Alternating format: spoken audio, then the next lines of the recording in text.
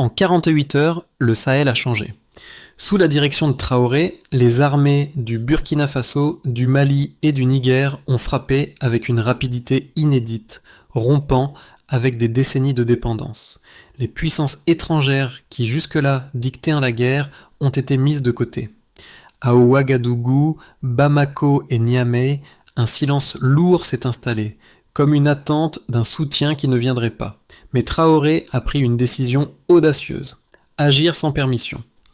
Ce choix, qui pourrait paraître désespéré, marquait le début d'une nouvelle ère pour la région. Le Sahel, longtemps considéré comme un terrain de guerre en périphérie de l'histoire mondiale, est désormais prêt à redéfinir ses propres règles. Traoré, loin d'être un simple chef militaire, a incarné un changement radical. Il n'a pas seulement combattu pour une victoire militaire, il a jeté les bases d'une autonomie régionale. Cette opération militaire n'a pas été une simple offensive, mais un acte symbolique, un défi lancé aux puissances extérieures qui ont, pendant des décennies, prétendu apporter la stabilité. Le risque était immense. Sans soutien international, la mission pourrait échouer. Pourtant, la promesse faite à la population était claire. La victoire, cette fois, ne viendrait pas de l'extérieur, mais de l'intérieur, d'une volonté commune de résister et de reprendre le contrôle de leur destin.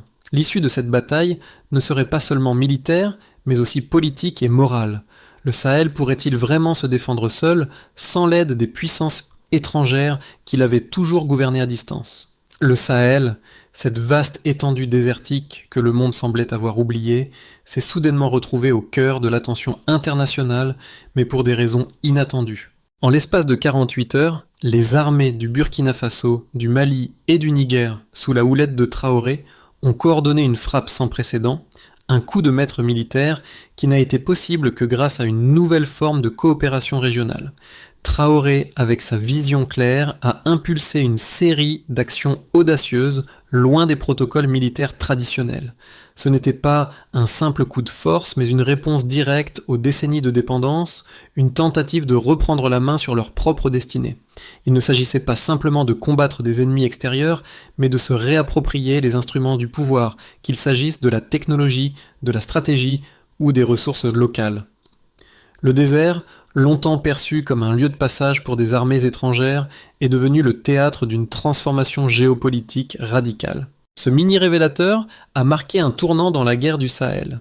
La guerre pouvait désormais se mener dans une autre langue, non plus celle dictée par des puissances extérieures, mais par ceux qui vivent sur le terrain. À Arbinda, Gao et Tillabéri, des zones longtemps dévastées par les conflits, les pères enterraient leurs fils, tandis que les diplomates, à des milliers de kilomètres, débattaient de la stabilité régionale. Les experts prenaient des décisions sur des chiffres, tandis que les populations locales se battaient pour leur survie. Les forces du Sahel n'attendaient plus l'arrivée de convois internationaux promettant la paix. Elles prenaient les choses en main, soutenues par une nouvelle forme de solidarité entre les pays voisins. Les ingénieurs de Niamey ont créé des drones locaux, les codeurs de Bamako ont conçu des réseaux cryptés, et à Ouagadougou, Traoré a prononcé ces mots simples: si nous pouvons partager la douleur, nous pouvons partager le commandement. C'était là le cœur de la rébellion, pas une simple rupture militaire, mais une transformation totale de la façon dont les pays du Sahel se perçoivent eux-mêmes et agissent ensemble. Traoré, avec son calme presque implacable, incarne la figure d'un leader qui comprend profondément les réalités du terrain. Contrairement à de nombreux chefs militaires formés dans les académies étrangères, il a forgé son expertise au cœur du Sahel.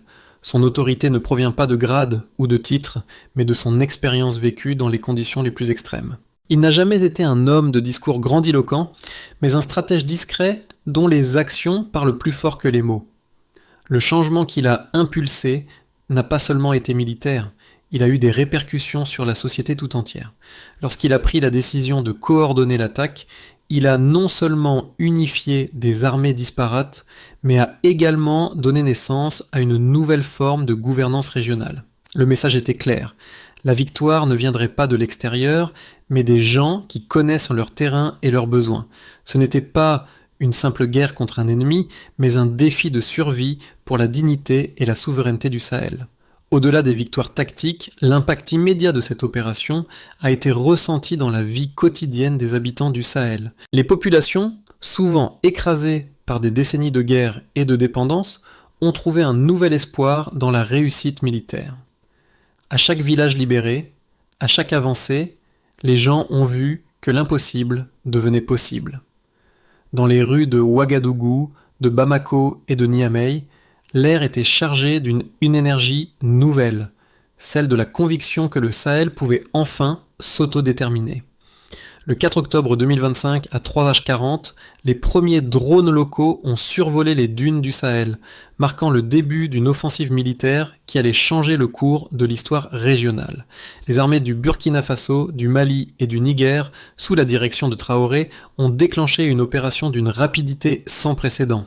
En moins de 2 jours, des centaines de kilomètres de territoire ont été sécurisés dans une coordination aussi précise que rapide. Cette frappe n'a pas seulement été une démonstration de force, mais une déclaration « l'Afrique, enfin, pouvait se défendre seule ».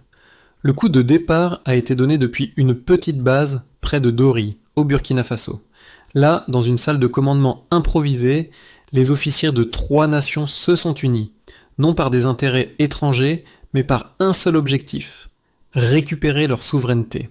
Il n'y avait ni conseillers internationaux, ni satellites étrangers pour guider les frappes. Seulement des hommes et des femmes formés pour comprendre le terrain et les spécificités locales. Les drones conçus à Niamey ont tracé la voie, tandis que les batteries du Burkina Faso ont ouvert le feu, frappant les colonnes motorisées des groupes armés qui terrorisaient la région depuis des années. La rapidité de l'attaque a laissé l'ennemi sans réaction. Les premiers coups ont frappé avec une précision militaire inédite. Les répliques ont été immédiates, mais les frappes aériennes maliennes, guidées par des drones créés localement, ont rapidement affaibli l'ennemi. À la fin de la journée, les routes stratégiques étaient sécurisées, les dépôts de carburant en feu et les lignes de communication ennemies coupées. L'opération, d'abord perçue comme un pari risqué, s'est révélée être un coup de maître.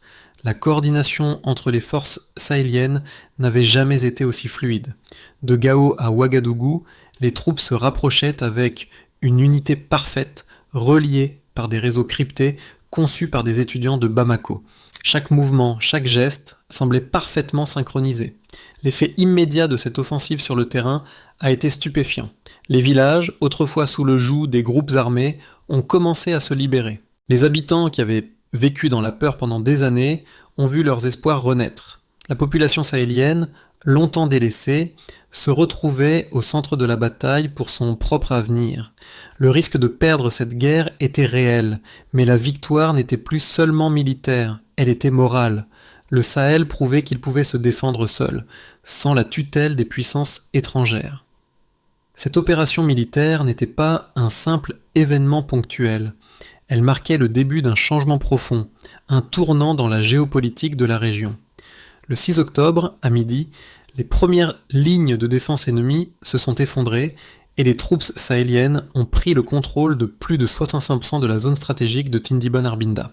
Ce chiffre a eu un impact majeur, car lors de l'opération étrangère la plus récente, seulement 12% du territoire avait été sécurisé après des mois de combat. En une semaine, les chiffres étaient parlants.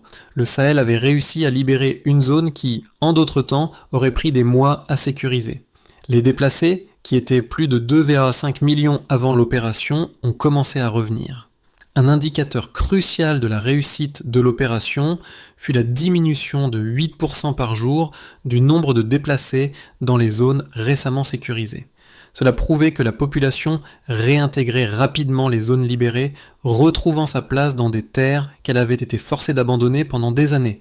Ce modèle du Sahel venait de montrer son efficacité. Une mobilisation locale, une action rapide, des ressources adaptées au terrain. Cette offensive, menée par Traoré et ses alliés, n'était pas seulement une victoire militaire. Elle représentait une rupture avec les paradigmes traditionnels de l'intervention militaire étrangère. Ce qui avait commencé comme un défi pour la survie est devenu un modèle de gouvernance régionale. Une preuve que les pays du Sahel pouvaient se défendre, se coordonner et triompher par leurs propres moyens. Le désert, autrefois symbole de chaos, devenait le témoin d'une nouvelle forme de souveraineté. L'Afrique n'était plus un spectateur de son propre destin, mais l'acteur principal de sa réécriture. Les premiers résultats de l'opération menée par Traoré et ses alliés ont rapidement donné des preuves tangible de son efficacité, modifiant à jamais la perception du Sahel. En moins d'une semaine, 3 indicateurs clés ont permis de mesurer la réussite de cette offensive, non seulement sur le terrain, mais également en termes de répercussions socio-économiques et humanitaires. Le premier chiffre majeur a été celui de la reprise du contrôle territorial. Alors que lors des dernières opérations menées par des puissances étrangères, seulement 12% du territoire stratégique de Tindiban-Arbinda avait été sécurisé en plusieurs mois, l'attaque sahélienne a permis de reprendre plus de 75% de la zone en moins de 7 jours. Ce tâteau de succès en un temps record est le premier indicateur d'une différence fondamentale, l'autonomie stratégique. Cette avancée, bien que frappante, ne se limitait pas à une simple conquête militaire, mais montrait une planification minutieuse, fondée sur une connaissance parfaite du terrain et des dynamiques locales. Le deuxième élément quantifiable a été l'impact sur les déplacés. Avant le début de l'opération, plus de 2,5 millions de personnes avaient fui leur foyer, vivant dans des conditions de précarité extrême. Après le lancement de l'offensive, le nombre de déplacés dans les zones libérées a commencé à diminuer à un rythme impressionnant de 8% par jour. Les familles sont retournées dans leurs villages et les marchés locaux ont repris vie. Ce retour des populations dans les zones sécurisées est une preuve irréfutable que l'opération n'a pas seulement eu un impact militaire, mais qu'elle a rétabli un environnement suffisamment stable pour permettre aux civils de retrouver leur quotidien. Enfin, le dernier chiffre qui illustre le changement de paradigme réside dans les coûts logistiques. Les précédentes missions menées par des forces étrangères dans la région avaient un coût logistique extrêmement élevé, particulièrement en matière de transport et de ravitaillement. Le coût par kilomètre d'opération de l'offensive sahélienne était inférieur de 40% à celui des missions étrangères comparables. Cette réduction des coûts n'est pas le fruit du hasard, mais la conséquence directe d'une approche locale. Des drones conçus à Niamey, des réseaux cryptés créés à Bamako et des bases locales dans chaque pays impliqué.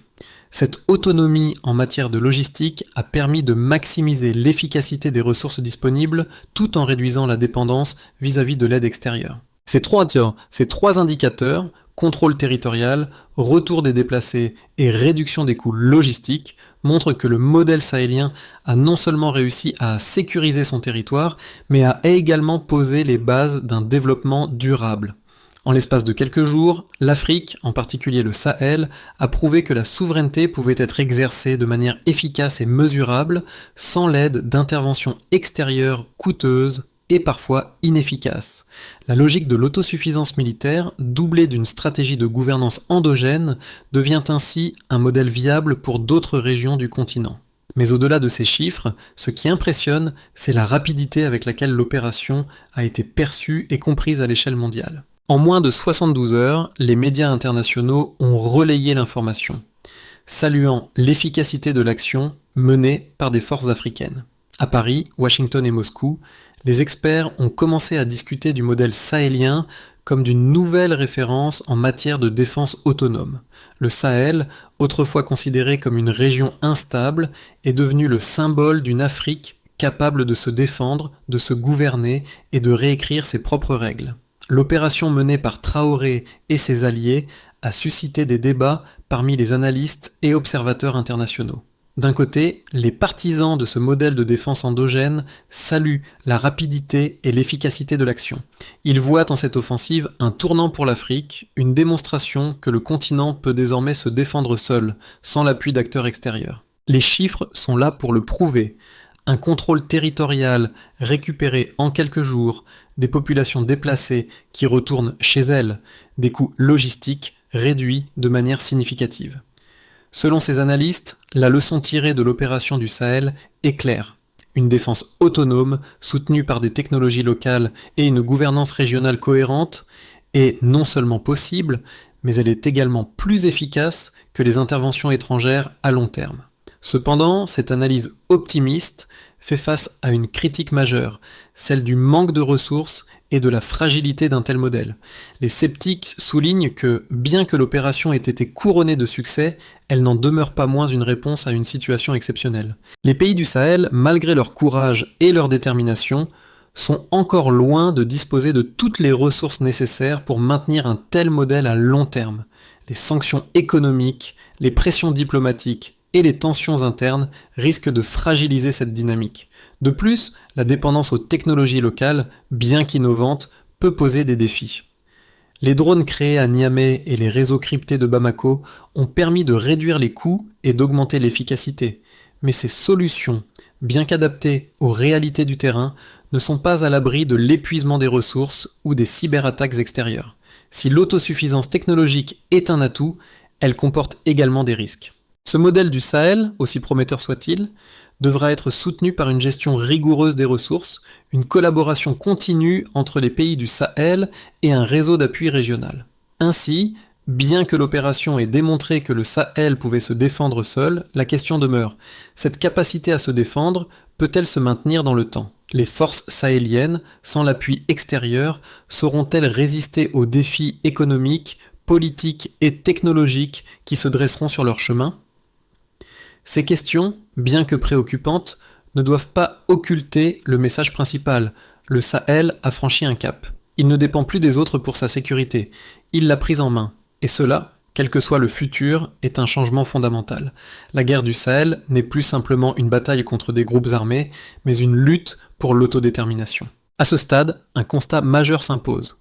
Les forces sahéliennes ont démontré qu'elles pouvaient non seulement défendre leur territoire, mais aussi instaurer un modèle de gouvernance autonome. Ce n'était pas une simple victoire tactique, mais un message. L'Afrique peut désormais se défendre seule, avec des moyens locaux et une coopération régionale. L'attaque rapide et décisive des armées du Burkina Faso, du Mali et du Niger, dirigée par Traoré, a non seulement libéré des territoires clés, mais a également redéfini la géopolitique de la région. Les chiffres ne mentent pas. Un contrôle territorial récupéré en une semaine, un retour des déplacés de plus de 8% par jour dans les zones sécurisées, des coûts logistiques réduits de 40% par rapport aux missions internationales précédentes. Ces indicateurs montrent que la route de l'autonomie est non seulement possible, mais qu'elle est déjà en marche. Mais ce modèle, bien que prometteur, comporte des défis. La pérennité de ce changement dépendra de la capacité du Sahel à maintenir cette dynamique face aux pressions économiques, diplomatiques et internes. L'impact de l'opération militaire menée par Traoré et ses alliés va bien au-delà de la reconquête territoriale. Il se traduit par une série de conséquences concrètes, tant pour les populations du Sahel que pour l'équilibre géopolitique de la région. Cette offensive n'est pas simplement un événement militaire isolé, mais un tournant historique qui a redéfini les attentes concernant la sécurité et la souveraineté du Sahel. Les résultats sont déjà visibles et mesurables. Tout d'abord, la reprise de plus de 75% du territoire stratégique de Tindi Ban Arbinda en moins d'une semaine a permis de restaurer la stabilité dans des zones auparavant dévastées par les groupes armés. Cette reconquête a non seulement apporté une sécurité immédiate pour les civils, mais a aussi facilité le retour des déplacés. En effet, le nombre de personnes retournant dans les zones libérées a diminué de 8% par jour, preuve que la situation était suffisamment stable pour que les populations retrouvent leur foyer. Le retour à la vie normale dans ces régions a eu des répercussions directes sur la revitalisation des économies locales, avec des marchés qui ont recommencé à fonctionner et des infrastructures essentielles qui ont pu être restaurées. Le deuxième impact majeur concerne les coûts logistiques. Les précédentes missions internationales, souvent caractérisées par une lourdeur administrative et une dépendance excessive aux chaînes d'approvisionnement extérieures, ont montré leurs limites.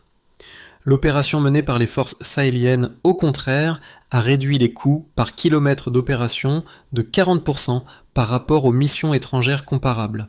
Cette réduction des coûts a été rendue possible grâce à l'utilisation de technologies locales, telles que les drones fabriqués à Niamey et les réseaux cryptés développés à Bamako. Non seulement cela a permis d'économiser des ressources, mais cela a aussi renforcé l'autonomie de la région, réduisant sa dépendance vis-à-vis des puissances extérieures. Ce changement de paradigme en matière de logistique est un signal fort. Le Sahel peut désormais organiser ses propres opérations de manière autonome. En outre, l'offensive a donné un coup de fouet à la cohésion régionale. Le modèle de coopération entre les trois pays, le Burkina Faso, le Mali et le Niger, a montré que les nations du Sahel pouvaient s'unir pour défendre leurs intérêts communs.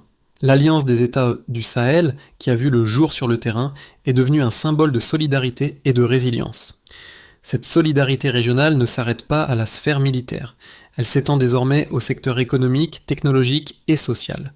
Les ingénieurs de Niamey, les codeurs de Bamako et les soldats de Ouagadougou ont montré que la coopération au sein du Sahel pouvait produire des résultats concrets, à la fois en matière de défense et de développement.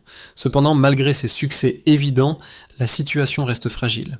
Les défis économiques et diplomatiques sont loin d'être résolus. Les pressions internationales, les sanctions économiques et les rivalités internes entre les États membres de l'Alliance pourraient fragiliser l'unité régionale. Ce modèle du Sahel, aussi prometteur soit-il, doit maintenant être consolidé. La question qui se pose est de savoir si ces gains peuvent être maintenus et étendus dans un environnement où les tensions internes et les influences extérieures demeurent omniprésentes.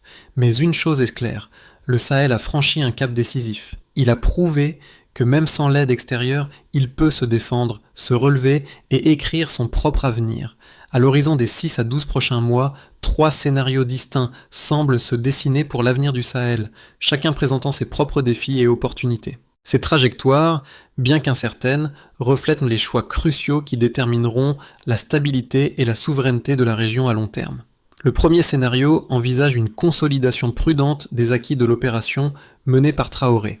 Dans ce cas, les États membres de l'Alliance du Sahel continueraient à mutualiser leurs ressources militaires, mais avec un objectif de stabilité relative plutôt que de transformation radicale. L'accent serait mis sur la sécurisation des zones libérées et le maintien de la cohésion entre les pays membres de l'Alliance. Cependant, ce scénario prévoit des tensions internes potentielles, notamment en raison du manque de ressources et des rivalités politiques. Les sanctions économiques et la pression diplomatique pourraient également entraver la capacité des pays sahéliens à maintenir cette dynamique. La stabilité resterait fragile, dépendant des soutiens régionaux et d'une gouvernance locale efficace pour éviter les divisions internes. Ce modèle offrirait une stabilité relative mais vulnérable, nécessitant une vigilance constante. Le deuxième scénario, plus optimiste, envisage une transformation structurelle du Sahel, portée par les succès de l'opération. Ce scénario suppose que les forces sahéliennes réussissent à maintenir la dynamique de coopération régionale, à étendre leur modèle de défense autonome et à investir dans le développement économique.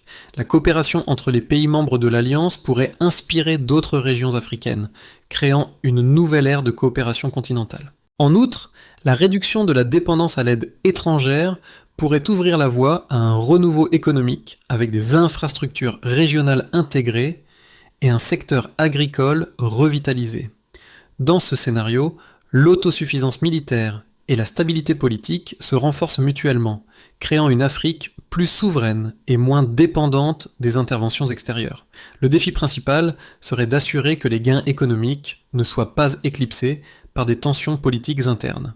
Le troisième scénario est celui d'une fracture politique et économique. Bien que l'opération initiale ait été un succès, la pression externe et interne pourrait entraîner une désunion au sein de l'Alliance du Sahel. Les sanctions économiques, les divergences politiques et les conflits de gouvernance pourraient fragmenter l'unité régionale.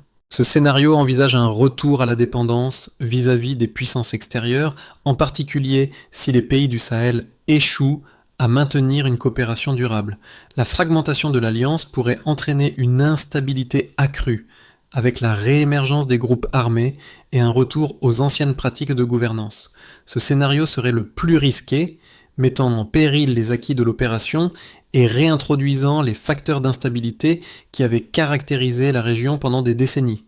L'offensive menée par Traoré et ses alliés n'est pas simplement une histoire de guerre et de victoire militaire. C'est l'histoire d'une région qui, après des décennies de guerre et de dépendance, décide de se redéfinir et de prendre en main son avenir. Le Sahel, autrefois perçu comme un terrain de conflits interminables, devient désormais un exemple d'autosuffisance et de résilience. Le succès militaire, bien qu'indéniable, n'est que le début d'une transformation plus profonde qui touche l'ensemble de la région. Les implications de cette opération vont bien au-delà des frontières du Sahel. Ce modèle de coopération régionale, de défense autonome et de gouvernance endogène pourrait servir de modèle à d'autres régions d'Afrique, voire au-delà. Dans un monde où la dépendance à l'aide extérieure est de plus en plus remise en question, le Sahel montre que l'autonomie est non seulement possible, mais qu'elle peut être un moteur de développement et de stabilité. Le retour des déplacés, la sécurisation des territoires, la réduction des coûts logistiques et la revitalisation des économies locales ne sont pas de simples chiffres. Ils sont la preuve que des solutions locales, adaptées aux réalités du terrain, peuvent changer la donne. Mais cette transformation ne se limite pas aux aspects militaires ou économiques. C'est un changement culturel profond, il s'agit de la construction d'une nouvelle identité pour le Sahel, une identité forgée dans la solidarité, l'unité et la détermination. Les populations du Sahel ont démontré qu'elles étaient prêtes à se battre pour leur liberté, non seulement sur le terrain, mais aussi pour redéfinir leur avenir. Cette bataille est loin d'être terminée, est un symbole de ce que l'Afrique peut accomplir lorsqu'elle se rassemble et décide de prendre son destin en main. Pour que la transformation du Sahel se pérennise, un plan de reconstruction à long terme est nécessaire. Ce plan ne doit pas se limiter à la sécurisation militaire, mais s'étendre à des initiatives de développement économique, social et institutionnel. L'objectif est de bâtir une région plus résiliente, capable de se défendre et de prospérer sans dépendre de l'aide étrangère. Le premier axe du plan consiste à renforcer les capacités militaires locales. Il est essentiel de maintenir et d'élargir la coopération entre les pays du Sahel pour garantir une défense commune. Des formations continues, des améliorations dans la logistique et le développement de technologies locales seront des priorités. Le but est de créer un modèle de défense durable fondé sur l'intelligence locale et l'innovation technologique. Le deuxième axe concerne la reconstruction des infrastructures essentielles. Les routes, les écoles, les hôpitaux et les réseaux énergétiques doivent être reconstruits et modernisés. Cette reconstruction devra être pensée de manière à intégrer les spécificités locales en mettant l'accent sur les solutions adaptées au terrain. L'objectif est de restaurer la normalité dans les zones récemment sécurisées et de permettre aux populations de reprendre une vie normale, loin des destructions de guerre. Le troisième axe porte sur la revitalisation de l'agriculture et de l'économie locale. Le Sahel dispose d'un potentiel agricole important, mais les conflits ont freiné son exploitation. La création de zones agricoles sécurisées, soutenues par des investissements dans la formation des agriculteurs et la mise en place d'une infrastructure de soutien, permettra de relancer la production locale et de stimuler les économies régionales. Le dernier axe est la consolidation de la gouvernance. Une gouvernance inclusive où chaque communauté a une voix est essentielle pour maintenir l'unité régionale. Les tensions internes doivent être gérées de manière transparente en assurant la participation de toutes les parties prenantes à la prise de décision. Ce plan global doit être mis en œuvre avec une vision à long terme, en étroite collaboration avec les populations locales et les autorités régionales. La route vers un Sahel autonome et prospère commence par la reconstruction, mais elle passera également par une gestion rigoureuse des ressources et une coopération constante entre les pays de la région. Le Sahel a toujours été perçu comme un lieu de souffrance et de dépendance, un endroit où l'espoir semblait éteint, mais aujourd'hui, ce territoire, marqué par des décennies de guerre et de pertes, se dresse avec une nouvelle force. Traoré, un leader silencieux mais déterminé, a transformé cette réalité.